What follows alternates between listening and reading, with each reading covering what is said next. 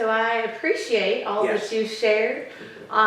Is there anything, last closing statements or anything else you want to add to anything? I just, I always appreciate talking about intercession because intercession, as I said earlier, is just, it's a relationship with Jesus, who is the great intercessor. It's not learning how to pray, it's learning Him. It's experiencing Him. It's allowing His Spirit, His cry, His presence to speak to us and to release what He's needing to have released. So then you always know by His leading, you always know you're not just praying anything in vain. And when can we pray anything in vain? Because we can ask of God if we have a need. But yet there are specific things that need to happen beyond just us that are kingdom realities that we need to hear. What is it when they pray that His kingdom come? That's what He prays. He doesn't pray all your needs to be met. Now there are other verses that talk about meeting our needs, and we ask those things, and that's all there. So that's very important. But yet that is the kingdom coming to the earth.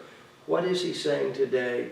And that would be my encouragement to everybody, is just go get in His presence, and listen to what He's saying. Get the Word open. Ask Him to speak to you out of His Word. And you read it. You can read it on your own, but ask Him, God, what do I need to hear?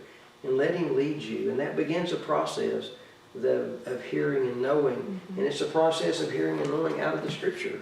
Not just, okay, I think I hear that. No, you hear a specific verse, And it's very, very wonderful. I mean, that's the way God started us hearing His voice, was out of the Scripture, which I'm very thankful for that, because it was precious, because He would lead us to His truth, both by His Spirit, by His voice, and in the Scriptures. So I would encourage everyone, just get in His presence, be there, get in the Word, and let Him speak to you, and know that He's the good shepherd, we're the sheep.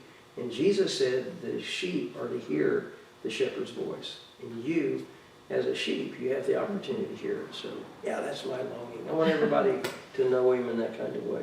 I do have one last question.